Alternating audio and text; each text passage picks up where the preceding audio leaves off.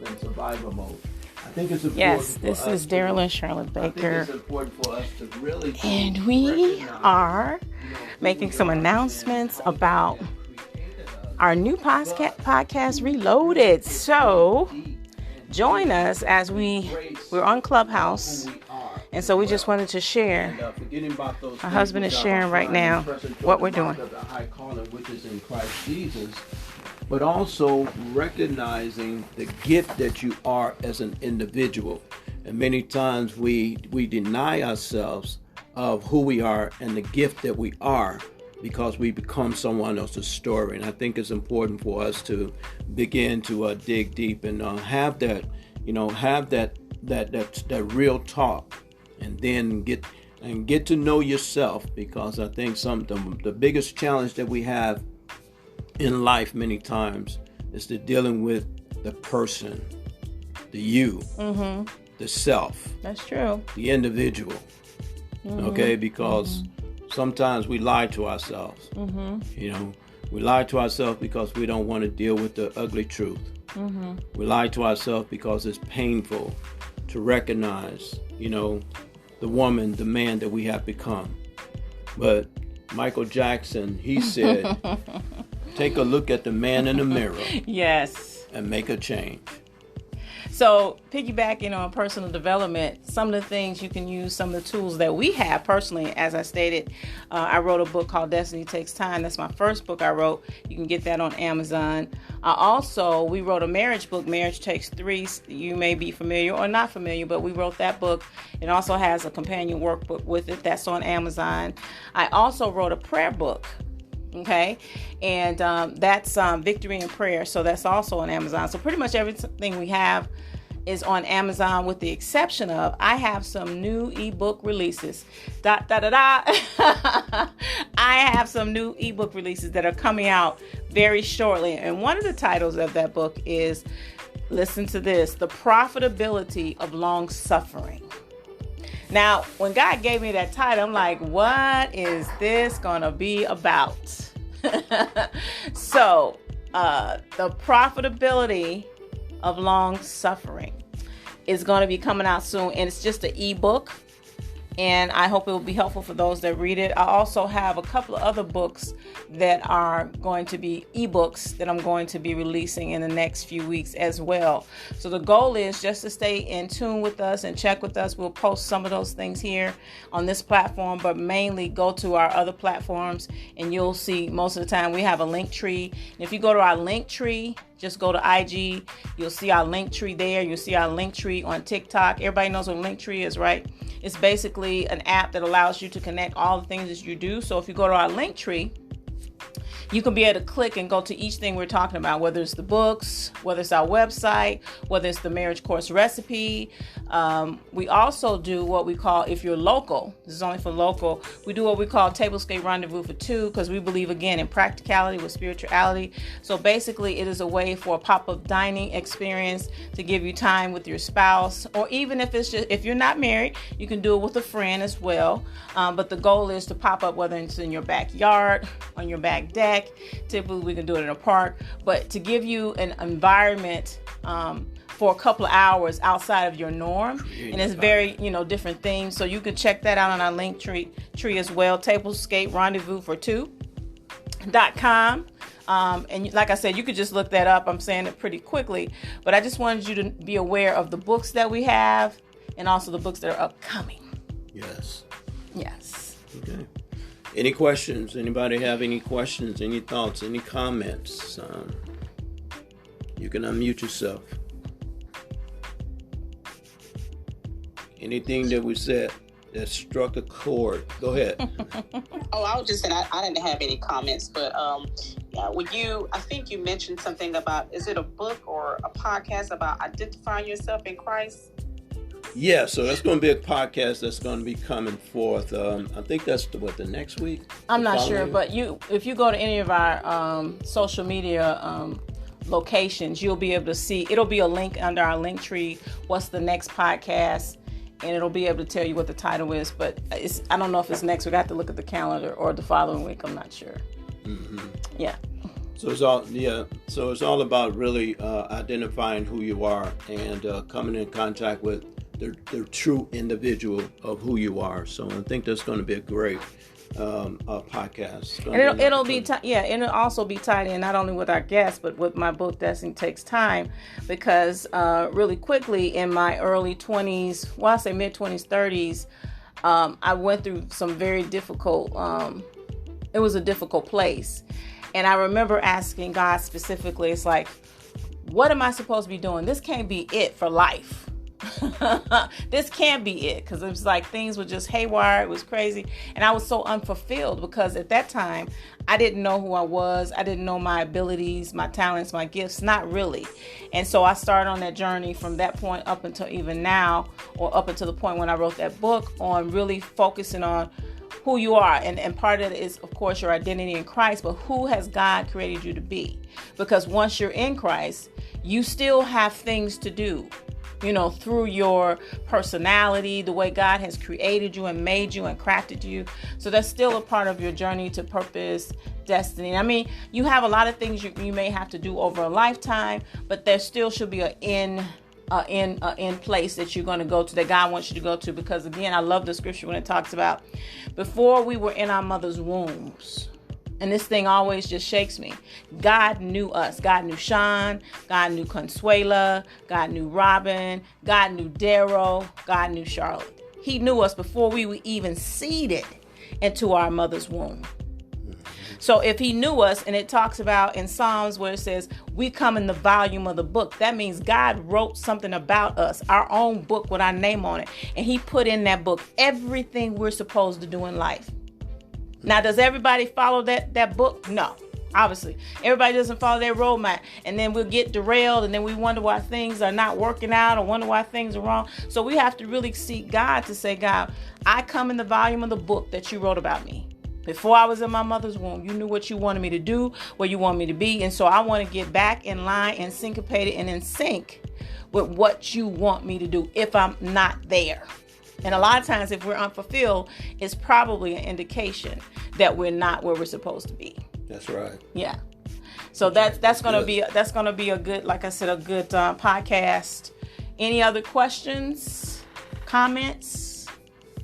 Do you have a question, Robin? You can raise your hand and we can bring you to the stage as well. If you like a question, or just introduce yourself, or if you have a prayer request, we can handle those prayer requests as well. No, yes, okay. All right, Miss Robin. Okay. All right, very well. So, any other questions, honey? I don't have any questions. I think we basically, kind of shared with you basically what's on our heart and what God has placed up on our hearts, basically to accomplish, and we still yet want to make connections, with like-minded people. So make sure you plug in. Clubhouse or any other any other house platform as well. So I said any other house. Right. And we're just trying to be the best that we can be, and fulfill God's purposes for our lives, and make ourselves available, when it's needed, when it's necessary, when He's commissioning us to do so as well. Yeah, so again, plug in, and make sure you plug in other people. Share us with other people. Sean, you know us. Consuelo, you know a little bit about us, but share us, share the Kingdom Marriage Room. Tell them to, feel free to go to our social media sites. Share our story, what we do, our heart, which is to help people build better relationships. Don't just hold it to yourself, right? If you've gained anything from just hearing us at any point, and if you haven't heard anything about us, just share. That's how the word gets around. This is a good way to share. People talking about don't gossip. This is not. You can gossip this. Like, yeah, the Bakers, they reloaded their podcast. You can gossip that. I'm tickling myself. You can tell people that, okay? I think it's important to be consistent. Go ahead, Sean. I'm sorry. Go ahead. So, because I know I was trying to keep up with your podcast, and I did see it on Facebook where you did something with a guy. Yes. And I think I ended up missing it. So can you just give me a time frame, an actual day, so I can go to YouTube, or do I just go to YouTube and then type you in? Yeah, just go there and then it'll load up. We're not actually doing them live. Okay. Yeah, we're not doing them totally live, but as soon as we do it, we upload it, so it's almost live, if you would say. It's the same day. But Okay. yeah, so you can just go to our YouTube channel. We already loaded the one we did this week. And so, yeah, and then you can just check it out that way. So it is sitting there, whether you go to us on Spotify. We also available with the actual audio pieces on Spotify. It's on Amazon Music. It's on iHeartRadio. It's on Google Podcasts. We're a lot of places with the audio podcast. But the actual video with StreamYard, we upload that to YouTube. Well, I am thankful for what it is that you guys are doing as far as when it comes to the marriage and understanding who yourself is, because that's one of the things that I am trying to do better with. And when it comes to praying, because as I had messaged to you, it's a matter of not going numb while you're on your spiritual journey, because you have to constantly remind yourself to not look at your present state and not look at what you're seeing in front of you, but to look and know that God is working behind the scenes and He's Giving a new revelation. So I'm going to end it here with Truth for Daily Living, because we got into some other things. But make sure you check us out on all our social media platforms, and be watching out for on our Linktree or any of our social platforms for our next guest. We have a bunch of guests lined up for the next couple of weeks. So we'll be in touch. And this is Truth for Daily Living. This is Charlotte signing out, and we'll be talking soon. Hey, this is Charlotte. And I'm Daryl. And we are the Bakers. And we are here for what? Welcome to Truth for Daily Living.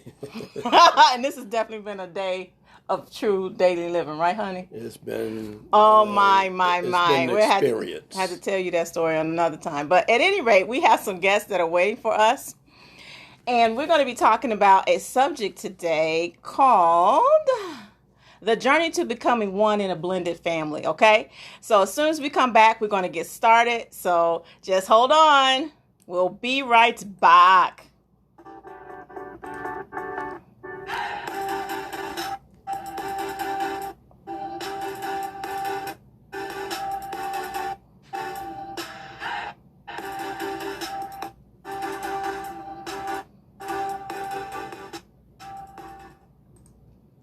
All right, we are here, and so is our guests. Our guests are here. Mr. Brian and Miss Nancy, how are you? Hey, we're all good. You're good? That's great. So we officially have, again, Miss Brian and Miss Nancy, and they're going to be talking to us, or talking with us about, again, we talked about before the commercial there, the journey to becoming one in a blended family. And we already know they have a lot to say about that. Is that correct? Yeah, they have a lot to say about that. So if you didn't know, first of all, we are, again, Daryl and Charlotte Baker, and this is Truth for Daily Living. We think it's important for couples to really find ways to deal with things on a practical level. So we've been inviting different guests to our show to really just help share their experiences about relationships, right? Mm-hmm. We have experiences, they have experiences, and we're going to be doing some other podcasts where we just share our own experiences, but we thought it was important to collaborate with other couples that are also doing life together. Yes. All right, so what we want to do first is I want you to introduce yourself officially and tell everybody just, a little bit about who you are, maybe your profession, and how long you've been married. So those two questions: who you are, right, your profession, and how long you've been married. You can go first. All right. Well, my name is Nancy Lobbs, my husband Brian. We've been married 25 years, coming up this October. Yeah. Very good. I am a real estate investor, and I teach people how to buy their very first property, their investment property, in 90 days. So that's what I do. Brian? I'm a project manager for software development for the banking industry, and I work for a large consulting firm. So that's what I do. Great. So it sounds like you guys both are very busy. Yes. Yeah. Very. Now, so all of the blended stuff has, we've already traversed through that arena, so to speak. Mhm. And we came out on the other side, so there is hope. So if anybody's watching and they're in the throes of it, there is hope. Yes. Yes, that's great. So, as we said, we're a blended family. We have one child together. She's 20. She'll be a junior in the fall. Well, next month. It's the fall, right? She'll be a junior fall at Howard University. Shout out to Howard University. Woohoo. And my husband has... I have a son. He's 42 actually this year. I know he only looks 2, but yeah, he has... All right, we get it. Well, I guess we forgot to say how many kids. So together we have 5. Yes. Brian had 4. Yes. Which he has triplets, and but they're all older now. And then we were both married before. So not only did we have blended family, but we had been divorced, came back together. And then I have a daughter. She's the youngest. She's 30 now, and she's blessed us with 2 grandbabies. Ooh. Okay. So, now that's just a whole. I think that's the gift that you get after you go through blended family years. Yeah. A whole different kind of love. Whole different kind of love. Yeah. So since you mentioned the blended families again, can you say, did you face any challenges with being a blended family? Now, we know the answer, and we know you're probably going to smile. I'm like, did we? Or did we not? Definitely challenges, that's for certain. With Kelsey was the youngest, and the other kids didn't take too well for it. There was a lot of interference from my ex-wife, and it was difficult. It was not an easy task to get the kids to come around. It took a lot for that to happen, and it still is a challenge to this day.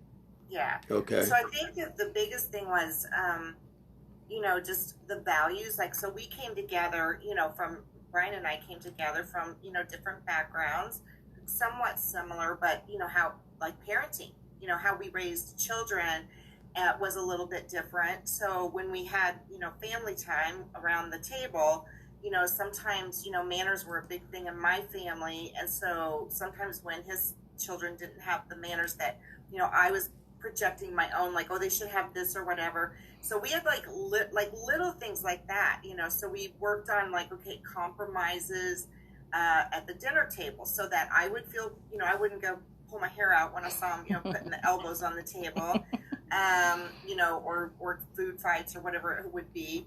And so I think that was like, when you're starting out, you don't know what you don't know until you're actually in it. And back then there was really no podcasts or internet searches that you could go through, so but yeah, so I think that was like values were one thing, and then the way I'm a bit of a control freak, and Brian's very laid back, so discipline was another really huge hurdle that we had to overcome, because sometimes I felt like like maybe I was too much of the disciplinarian and he wasn't doing enough of the disciplinarian, so then I was always seen as the bad guy. And so we had to learn like games. So one game that we played, which was actually an eye-opener for me, is we had shoes. Like everybody had to put their shoes in the middle of the floor. So there's like, so there was like 4 kids and us, so 12. Everybody put on a pair of shoes. And so one of the kids put on, I had my, high heels I used to wear. And they were like talking like me. And I was like, oh my gosh, is that how they see me? So sometimes you have to like be reflected back to be more empathetic. You still have to be the parent, but, sometimes it's a little eye-opening on, why they see you the way they do. So. And could it also stem from, because sometimes I know in blended families, from us counseling as well, and that's a point I'm going to stop right there before I continue. We do provide counseling services one-on-one, and so if you need those services, we'll be posting that in a little bit, but you can always go to our website, enrichourmarriage.com. But some of the things we noticed from counseling in the past is that couples that had blended families, there may have been animosity with the incoming children on both sides, or at least one side. So in some cases, the children didn't necessarily like the new stepmom. I hate to say stepmom, but I'm going to say it so you get the distinction. Yes, Stepmom or yeah. stepdad, because they still had this idea that the original parents were going to get back together. At least that was their hope. Did you experience that? Yeah, so I think so my daughter was very young when I was divorced. She was only a couple months old. Brian, so she didn't really have that because she didn't, and by the time I met Brian, she was just, a toddler. So she never really went through that part of it because she's always seen Brian as her dad. But his children, because they were older, because by the time we married, the triplets were 6 and his oldest boy was 9. So yeah, they totally thought the parents were, there was a lot of, I don't even think they knew what it was. Mm-hmm. I think that they had this ideal that yes, they were going to get back together. But then when we got married, things actually were kind of okay before we got married. Mm-hmm. But after we got married is when things just escalated. Because I think that in their mind they knew that they're not going to get back together. And then I think they did have anger and resentment, but they didn't know how to, they're kids. They don't know how to express it. And then they just saw me as that person that's preventing them from, having that desire fulfilled. Most children want their mom and dad to, their original mom and dad to get back together. And really from a step-parent point of view, I think a little bit easier than I did. My ex was, pretty easy to get along with. I always wanted the kids to see me as a friend. I'm not here to, replace anybody. Just be another, a support system for them. But unfortunately, they just, you talked about counseling, and we went through the whole counseling thing and everything. And yeah, that was our next question. Yeah. Mm-hmm. Yeah, no, we had to go to marriage counseling. Right. It puts a lot of stress on your marriage. And, you're reading my mind. I was just going to ask you, what kind of stress did that put? We were doing double duty. We were we were in counseling as couples. We were also in counseling as individuals, and then we were in family. So part of it was for me, because I'm kind of a control freak, and then there was no control. And also we couldn't, because of the scheduling, like you could never. I think this is a big thing that people don't think about. So when holidays, so like Christmas, Thanksgiving, Easter, I have a fairly big family, and we always got together. It was very boisterous and happy and whatnot. Well, you can't always do that when you have a blended family because you have to share. So I finally had to get to the point where I said, okay, this is on my own side, sharing with my daughter and her dad.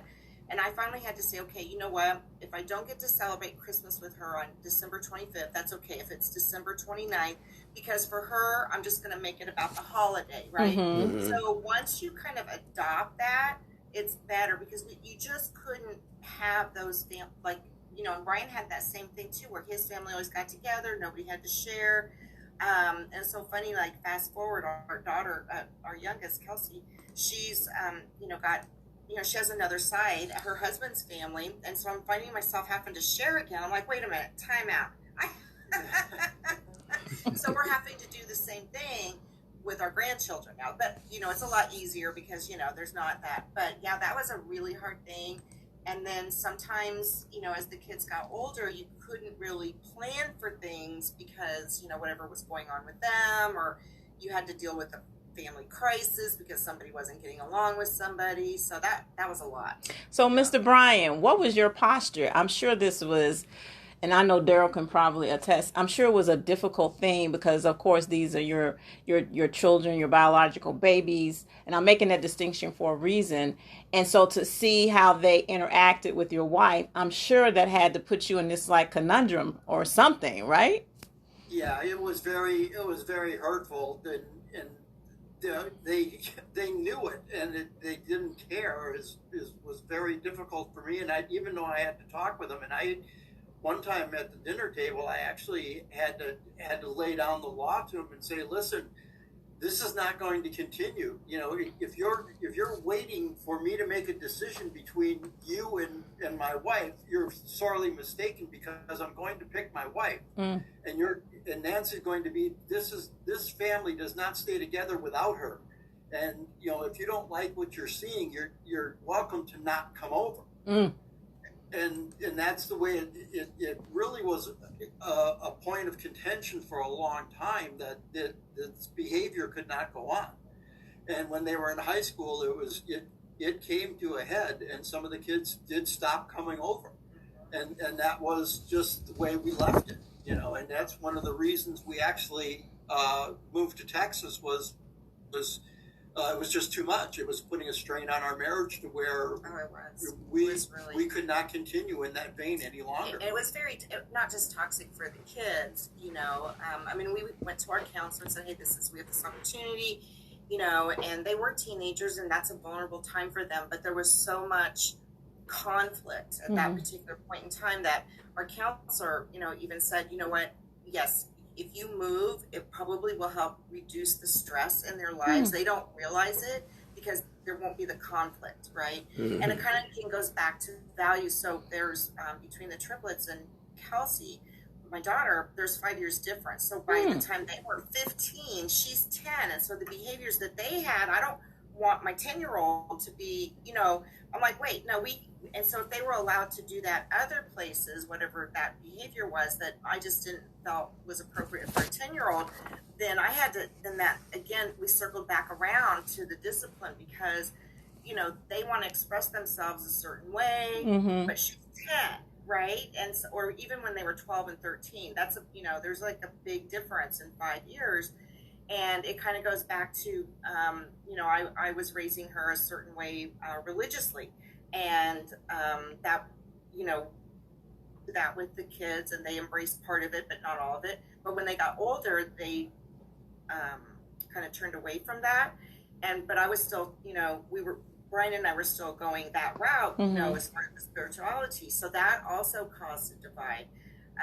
But I think some of the behaviors as they were, just regular teenagers, the acting out years, that all teenagers do. But when you have a younger child in the house, whether it's biological or not, you're going to say, hey, wait a minute, that's not okay to do in front of them. You know what I mean? Or the language or whatever it would be. Yes. Yeah.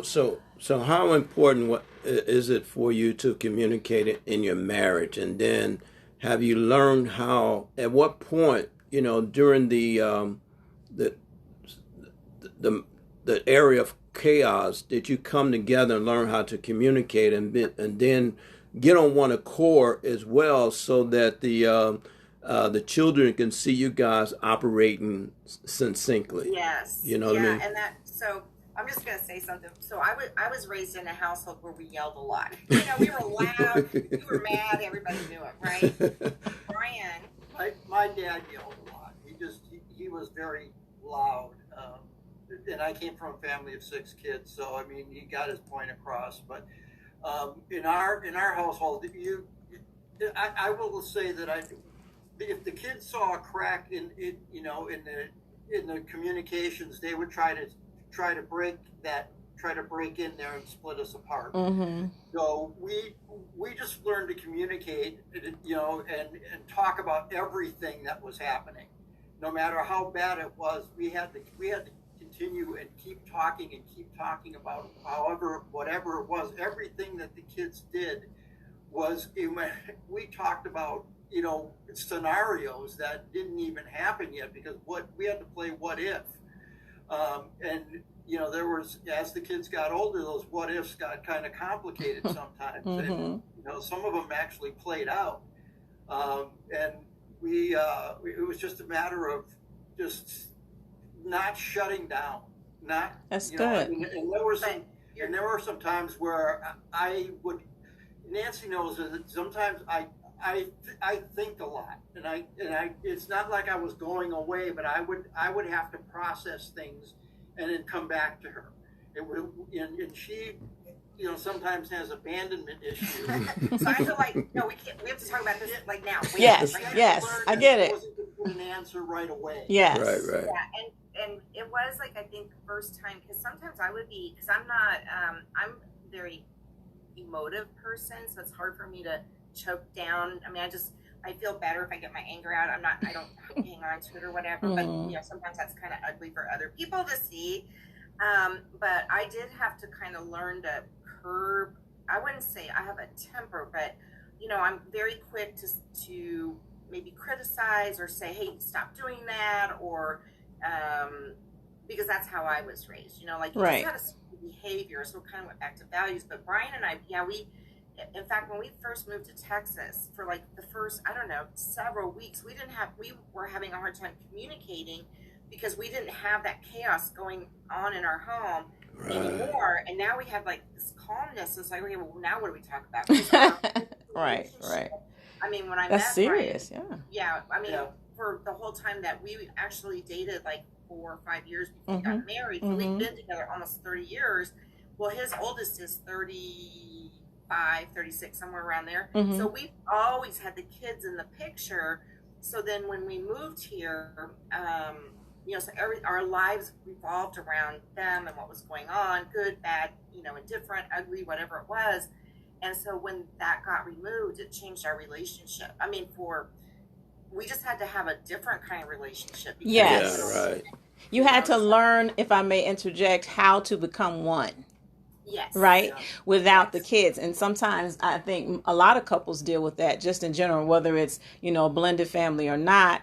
They have to learn what to do, as we say, the empty nesters, how to really reintroduce ourselves to each other. Because the kids take up so much of your time with school and homework and activity and energy. Like, yeah. You don't even want to go out on date night. Well, but you know what? But because we started off always because we were friends first, and we always did things with the kids. You know, we would just take them to the park or take them to the movies or whatever. So that part I always enjoyed. I guess the number of people around. We always had activities going on. But they were centered around the children most of the time. Yes. I can't remember if we ever took trips without, you know, I think we took our first vacation as a couple, maybe 4 or 5 years ago. I mean, you know, because we always took our, you know, right. even if we didn't really, you know, so. That's the normal. Yeah, that's the norm. But now we are empty nesters. We have embraced, you know, yes. the life of just the two of us and doing things. Yes. And last year we took a couple trips and we're like, dang, we should have been doing this all along. So another question I would like to ask. So how did you learn to love even when it was difficult? So we know as parents, we love our children, but sometimes we may not always like the way they act. So, but we still have to express love and respect for them, even when they're, you know, if they could be in our face and really, you know, acting up or manifesting in a way. How did you learn how to still say, you know what, I still going to show my love towards my children? How did you learn how to do that? Either one can answer. Well, it is a hard thing to do. I mean, you can say it, but I say I love you, but I don't like behavior that you're exhibiting, and it's very hurtful. And you know, and they can see. I mean, I literally cried in front of my kids sometimes, and because of the pain that they would cause. And you know, to tell them in so many words that this is not what you're trying to raise them to do, and to be better people than that. And it's just that it hurts. It hurt my heart that this is what they are choosing to do. And so I love you, but I can't condone this behavior. And I mean, there were times where I would take them home early. I'd just call their mom and say, you know, I know that this is, you know, you're supposed to have them for the weekend, but this is not working out. You know, I might have to take 1 or 2 or all of them home because it's just, it's just not healthy. Yeah. You know? And I think for me, because, you know, I never really had those issues with my daughter, but for Brian's children, you know, I always cared about them. I always wanted the best for them, you know, setting an example and making sure that they didn't feel like I was encroaching on, you know, being a second mom to them. You know, I really just wanted to give them support.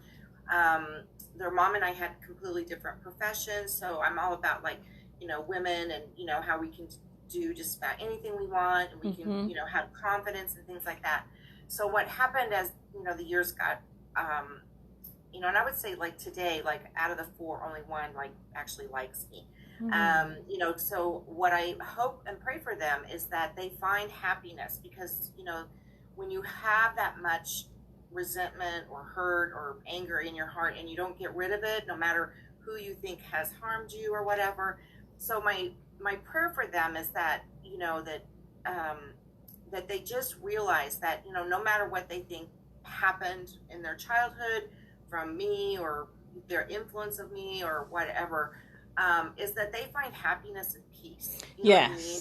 And that so that's how I kind of look at it. Like, I didn't really ever have to say to them, I love you, because that just wasn't how our relationship was. Mm-hmm. It was more about, I'm showing you that I'm doing this, and I don't think they appreciated some of the sacrifices that I was making to make a home for them, and and have them be in my life and vice versa. They made it very difficult sometimes. Yeah. So sometimes I did have a little bit of resentment about it. But then as I aged and we got out of the chaos, because I think when you're in it, it's really hard. It's really hard when you're just in it and it just feels awful. And it's like, okay, no matter what I do, these children they're just awful to me. Awful to me. They're awful to my daughter. So it's really hard to say, well, I love you, So I had to kind of learn forgiveness, and also to, in my heart, I just pray for them that they find a way, whether they have to go to counseling, they don't ever have to like me, they don't ever have to talk to me again, but I hope that they find happiness in their own lives, and that whatever issues they feel like, because they're kind of stuck, back in those days, I just hope for them, because they're all in their 30s, and it's, it doesn't get any easier, when you're 30, 40, 50, if you don't take care of some of those childhood hurts, you have to find a way to, forgive those around you, forgive yourself, and learn to live with love in your heart. Yes. You had a question? I had a question, yes.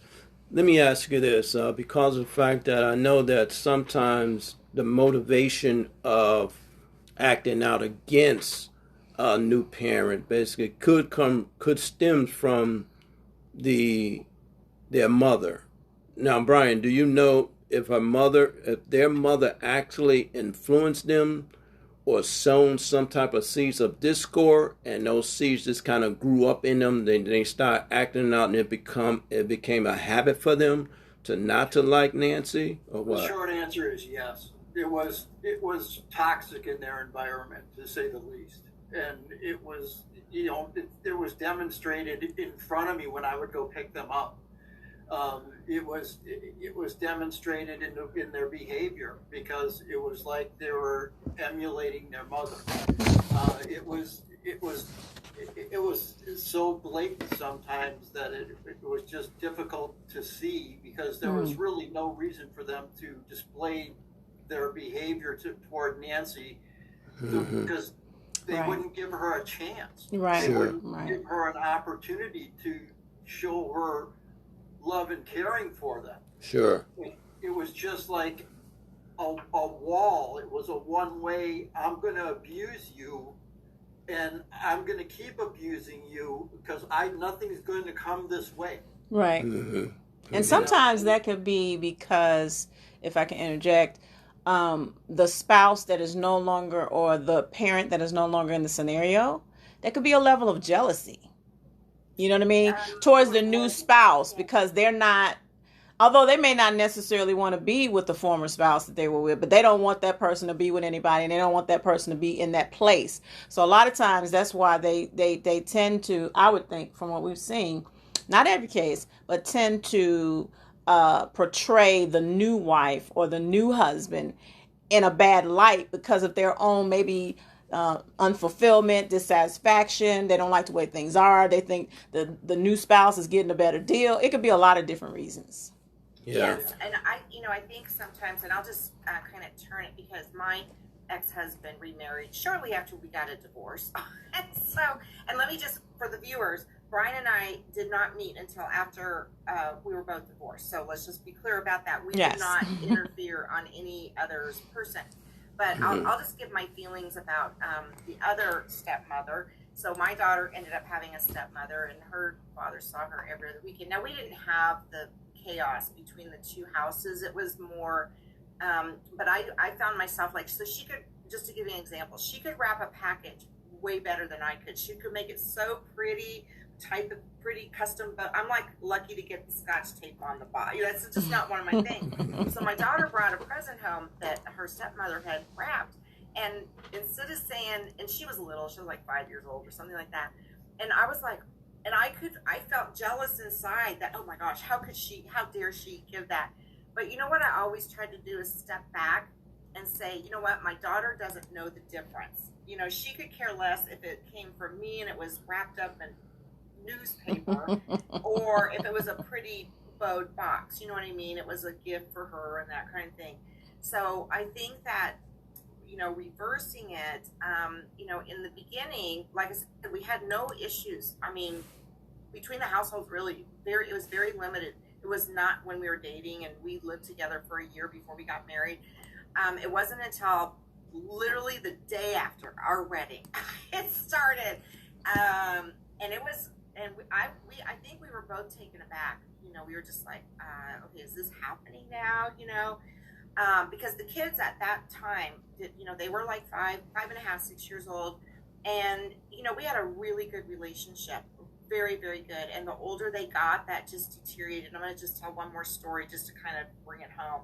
So it wasn't very often we had the kids on their birthday, because it was like every other week thing. So one year we had the triplets for their birthday, and so I always did this for Kelsey. I made cupcakes back when you could make cupcakes for your kids' school, right? Right. So I would always make cupcakes for all the kids in her class.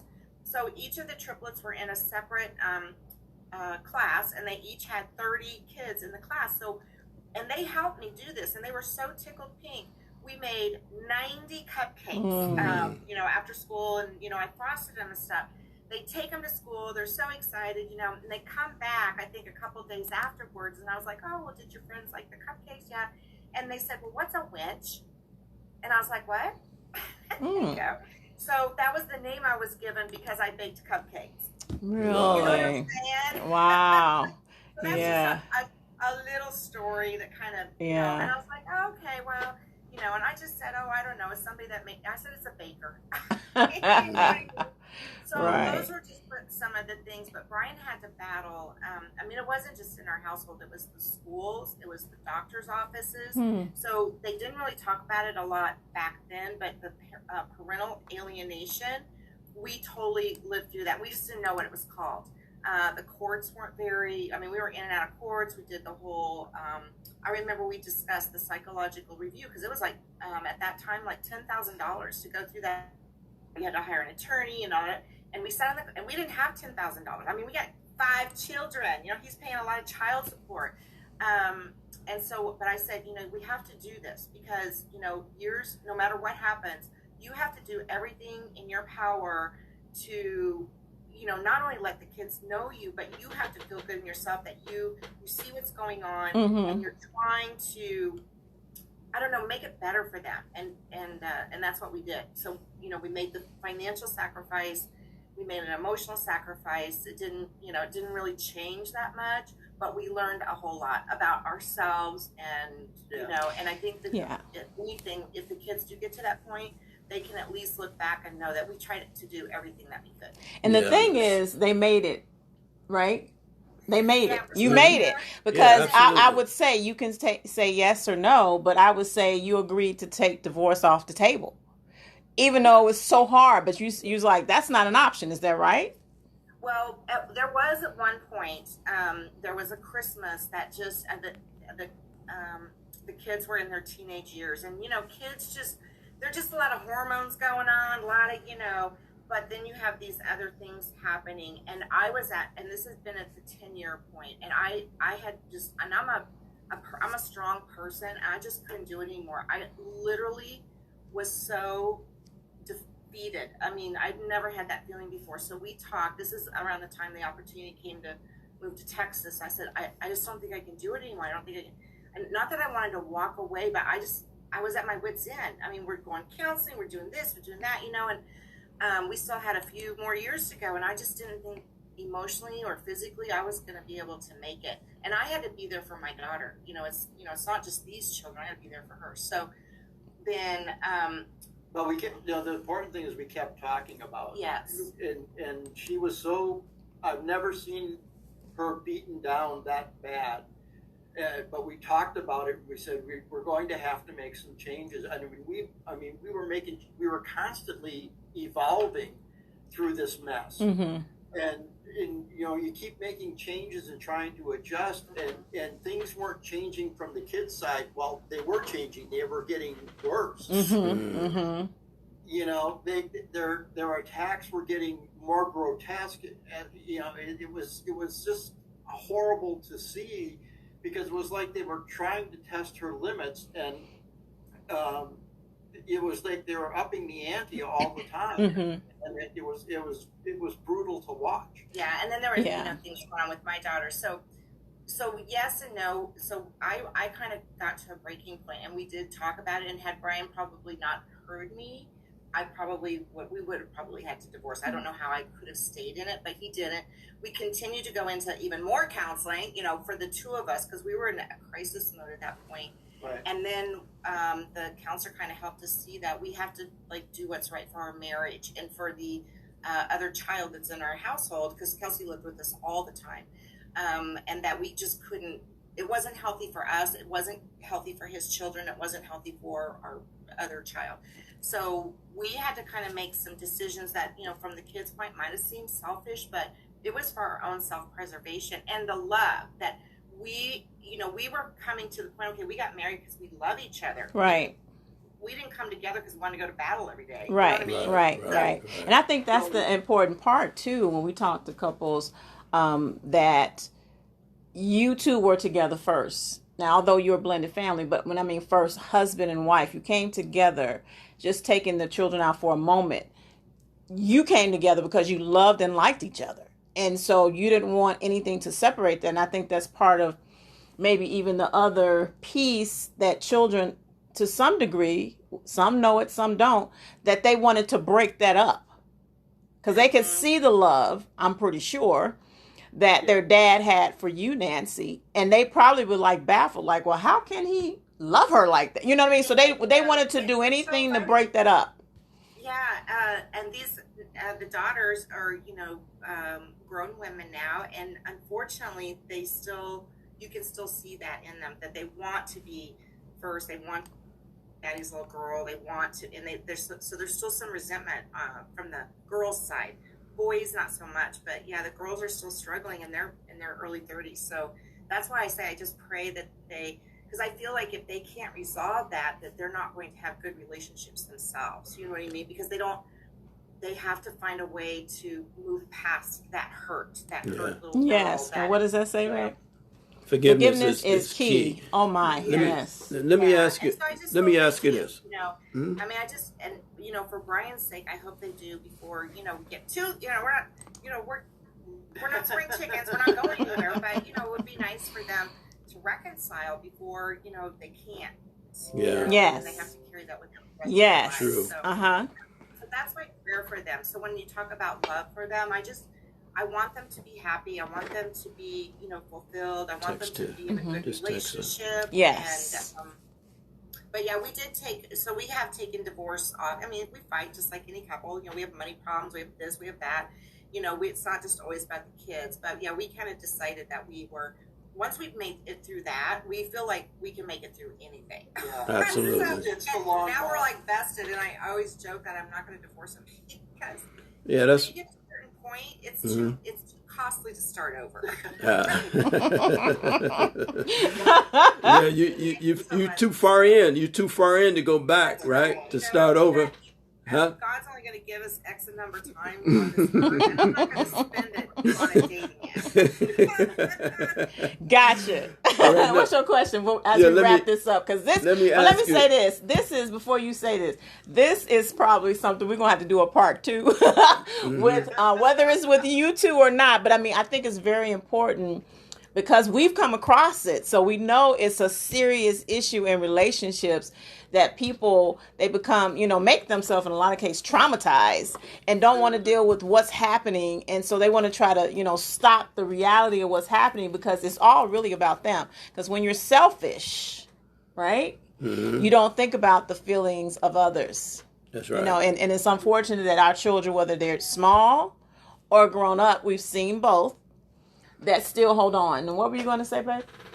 I was about to ask Brian, now, do you think your daughters have the capacity to forgive and also to receive forgiveness? And I'm sure you probably have asked for forgiveness many, many times, or have you, of your children? One of them I haven't talked to in about 4 years, and the other one I talked to around Father's Day, and the topic didn't come up, but we had a really conversation that could lead to something more.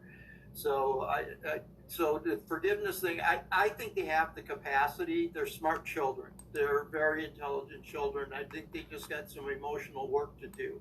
Yes. But they are intelligent. So I think that there's a great capacity for them. So one of the things, I hold hope and I pray. Yes, one of the things that you can do to initiate it, just go to them and ask them to forgive you. You know, you do it one by one. Okay, so yeah, you know, we haven't had the best relationship. Okay, perhaps I've said some things that wounded you, that scarred you. I want you to be in a better position. Okay, my heart hurts for you. I want you to be in a better position. Okay, so one of the things I would like to do and ask you, will you please forgive me for any hurts, anything, discouragement that I've done, any disappointment that I've caused in your life? Will you please forgive me for anything that I've done to damage our relationship, because I love you? And that is going to be a season where now they have to take responsibility at that point. If they have not come to that place, you have to take responsibility, and they have the responsibility to forgive at that precise moment in time. Okay? Did you experience that? You did that? I've experienced that. Yeah, you I've did that with your experienced that with son. my own son. Okay, and I've done it many, many times. Okay, because of the fact that one thing my son told me, he said he had built so many layers and so many walls, you know, in his life. He didn't know how to pull them down. Okay, so one of the things to pull them down is to really to get them to a point where they're able to communicate and then have moments of vulnerability and expressing their true feelings and emotions, because what they've been displaying basically is a defense mechanism, okay, because of the fact that they're hurt and they've been wounded, so, and they feel that as though they've been rejected, and so rejection is a spirit that rejects as well. You follow? So if they feel that you rejected them, you left them hanging, okay, and they feel defenseless. So now their only defense mechanism that they have is how they treating you, and they treating you because of the fact of the hurt and the pain, okay? But they may not even understand it from that level. But if you're able to go in at the right season and time and just have that conversation and let them vent, let them tell you how angry they are, release it, let it go, give them the space to express that, okay? Because you mature enough now to understand that, listen, you know, you can't hurt me like you used to hurt me, because I understand a little bit more, okay? It may sting a little bit, okay, but nevertheless, give them the opportunity and then embrace them and say, no matter how you feel, no matter what has taken place in the past, there's nothing we can do to change the past, but what can we do to start a fresh future? Okay? And that's the counselor coming out. Yes. And then learn to build from there. You understand? Yes, that's good. One at a time. You cannot bring them together because they're too strong together. Yes. You have to bring them one at a time. You understand? And I believe that's going to be a turning point, you know, for them and all for you and Nancy. And that's a good. Your counseling hat, baby. Let me. I give you snaps. His counseling hat is on, and although we counsel married couples, we do counsel on occasion individuals. But we understand, you know, hurt is hurt. You know, unforgiveness is unforgiveness, and when people live that way, their life becomes so toxic. You know, and that I don't even know. We even say, how do you even function that way? Because it's such a weight when you live like that in unforgiveness. Literally, it can affect you physically. So we're in agreement. We pray that they, you know, have an epiphany have a moment to say, you know what, this is just too much. Why am I still holding this? Because it's not going to make any difference. When it's all said and done, it won't change anything, right? But they're the ones that need to change. So definitely, they would probably need to, once they get to that point, they have an epiphany that they need to maybe speak to a third party to help them process through. Although, like I said, we counsel couples. You can go to enrichmymarriage.com. We have talked to individuals because we've seen, these patterns from things like this. Just seeing unforgiveness in any form is unforgiveness. It's not good for that person. So we encourage you. But that was good, babe. And we've been talking to you guys for almost 45 minutes because you guys have story to tell. I mean, it's good. And we appreciate you. And this also, and I really want to commend you guys, for the pressure that you've been under. And you didn't give up on yourself. You didn't give up on each other. And you invested in your relationship. I mean, you spending money when you go into counseling. That means you value what you have already established. And could I just say one thing about that? Like, if anybody is listening and they're having to go through the whole child psychologist routine, what a racket. I'm sorry. The psychologist that we had, he just got his check. I mean, he was not listening. We had evidence. We had things that were happening. And he did not address them. And he did not, there was like, you know what I mean? And so it was suffering. We're not suffering. We're going to keep on going. We're going to, he's not suffering.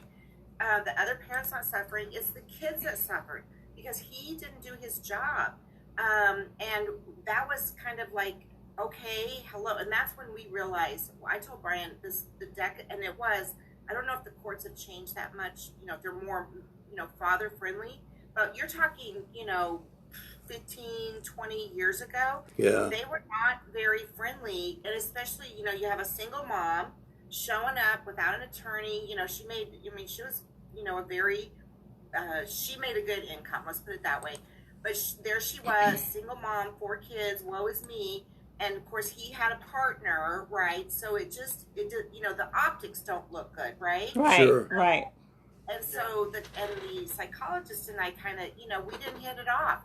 I was telling him some certain things that I had witnessed that were completely inappropriate for the girls that was happening. And he just poo-pooed it. And I think he poo-pooed it because I'll tell you what he did. My daughter was on the floor. And so she's about, 3 or 4. She had to go to the counselor too. And you know how kids like are squirming around and everything, and we're all in there. And this is the first time that he had met me. So I picked her up. Maybe he thought it was a little too aggressive to kind of calm her down.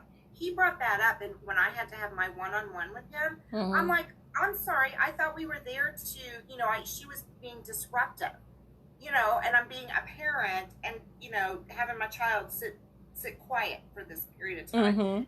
And so I told Brian, I was like, I don't think this is going to go good because, this is what he's already picking on, already looking at me as a potential problem in the household. And I'm like, dude, you need to be paying attention to this. Right. That's unfortunate. I mean, sometimes, you can connect with the wrong group of third parties. And I mean, I hope you guys, apparently you guys continued somewhere because you said you got counsel for yourself individually. Well, we had to go outside of them. But then there was another counselor involved who was actually part of the plan and wrote a letter to the courts that Brian had taped a tape recorder at this meeting with the mom, which was completely false. So we were up against this kind of, I don't know. It was very, I was like blown away that this would happen. And so if it happened to us, and I feel like we're pretty educated people, we had a good attorney, Brian did, but I was like shocked that some of this stuff that got, things got through the cracks, so to speak. So I'm just saying, gotcha. Pick an attorney that will look out for you and protect your interests. Well, let me say, we could continue this conversation. Oh my goodness. I know. Oh my goodness. Like I said, we're probably going to have to do a part 2, whether it's including you guys. We'll see what we can do with you guys. But I mean, I think it's one of those big topics that you can't just hit in 45 minutes because it's heavy. But we appreciate you both for being transparent. I mean, because those are difficult emotions to really share. I mean, you have to really be in a strong place to even want to share it, because there are times, I'm sure, like with my husband, he broke down because he was so hurt by his son's mother, the way she treated him and rejected him. He really went through some emotional pain, like you did, Brian. He told me, I wasn't there, but he went through some emotional pain. So it's a very heavy topic, but we thank you so much for coming. And we don't want to keep holding you, but before you go, you got one more question? Yeah, one thing I do want to point out this as well, and for those that are listening, because Yes. a lot of times men get the brunt of the issue, and sometimes we are viewed as though that we have no emotions, we have nothing, invested in relationship. Our heart hurts, and when we love our children, we love them. We want to see the best for them, and maybe we don't have the words or the ability to communicate it, at that precise moment of time because of the emotion, the emotional situation that we're tied to. And so when you are emotionally involved in a toxic relationship, it's really hard for you to get to the heart of the matter, and to explain and also to express it effectively, because you all bottle up. And so, and if you really want to express yourself, and sometimes because we express ourselves differently when we are upset, and anger comes out, and then of course now we are the major problem, we the major issue in it.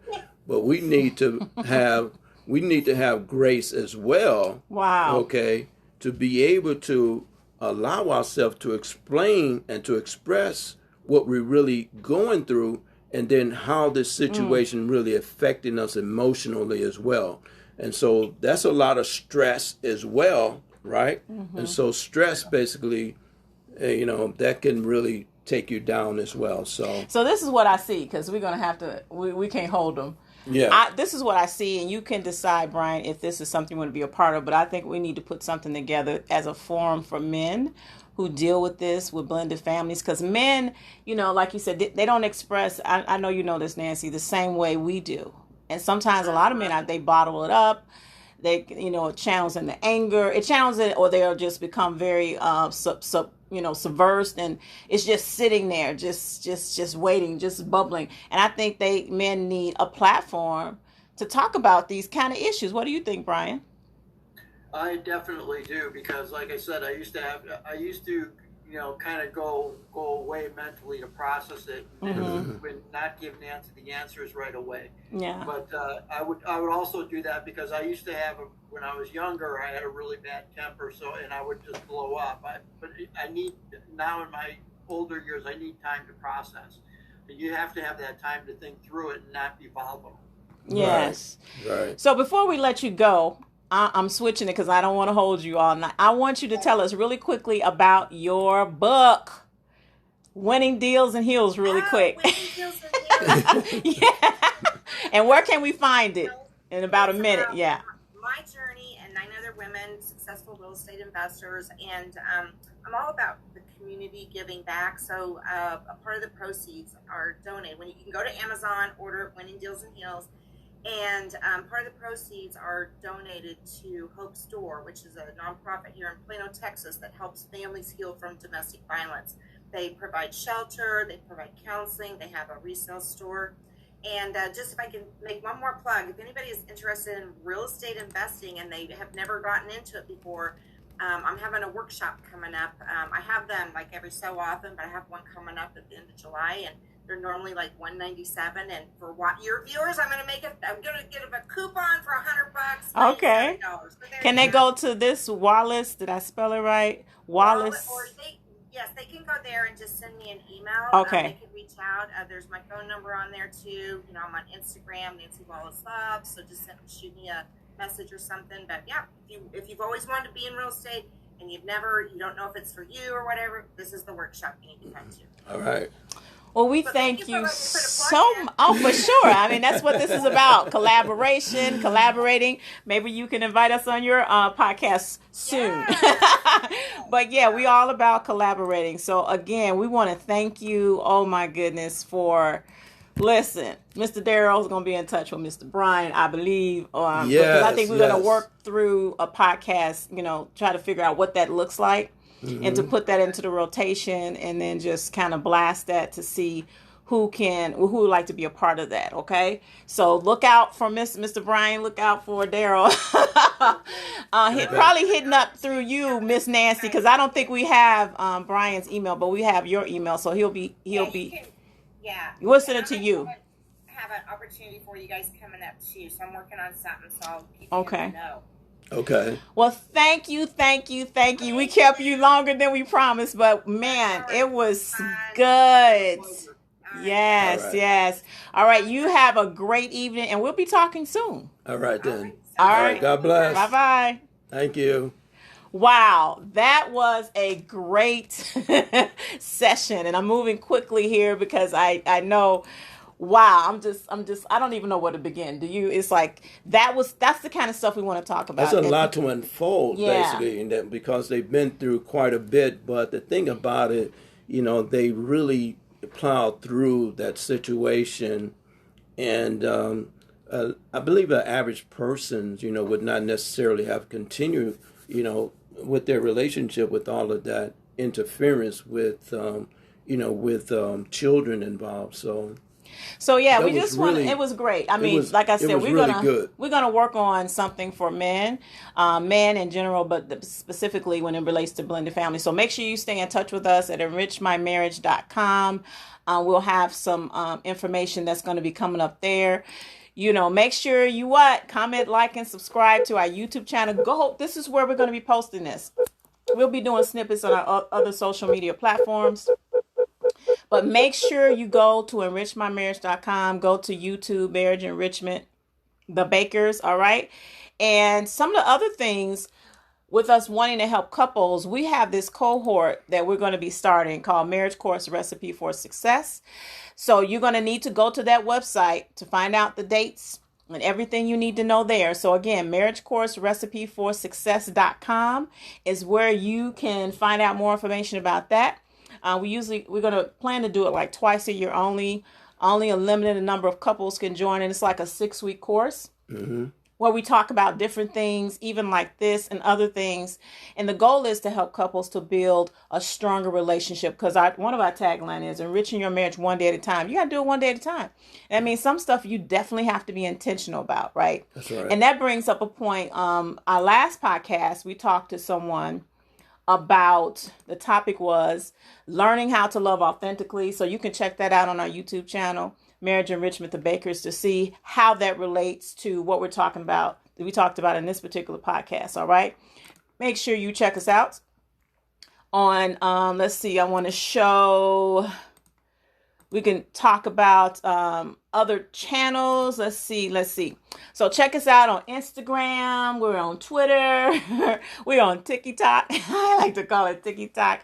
Meta, however you want to call it. YouTube, yes. And also, we have another thing that we do. This is for local, though. We provide pop-up services because we believe you have to do practical steps, as well as because we believe spirituality, but you have to do practicality with spirituality mixed together. So one of the practical things that we offer for couples that are in the Atlanta area is something called Tablescape Rendezvous for Two. And basically, we have the ability to come and pop up. We have different things. If you go to the website, you'll see different things, whether it's the beach, whether it's sunshine, whether it's romantic red, and we can pop it up either in a park, but in particular, it would be great if we can pop it up in your backyard or on your back deck. And you have 2 hours to just talk and to bask in the presence of each other. Mm-hmm. That's one of the practical things. And you've experienced it. What do you think about Tablescape Rendezvous for Two? Oh, yeah, it was great.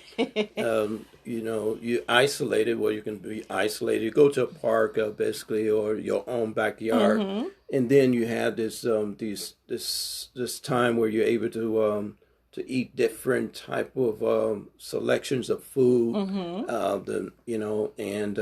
kind of enjoy each other and spend some quality time and just kind of you relax from the mundane activities of day to day, but give yourself an opportunity to implement some new thoughts or perhaps and to reconnect and let it be romantic, and it can it can lead into something more intense as well. And we're gonna leave it there. So remember, go to enrichmymarriage.com. That's our main website. Also, check out our upcoming marriage cohort where we have a limited number of couples that join together for 6 weeks. So again, if I didn't say, it's online, but then you have times where you'll talk to us over the 6-week period, okay? And then again, Tablescape Rendezvous for 2. Check that out if you're in the local Atlanta area. And I think that's about it to wrap up this show.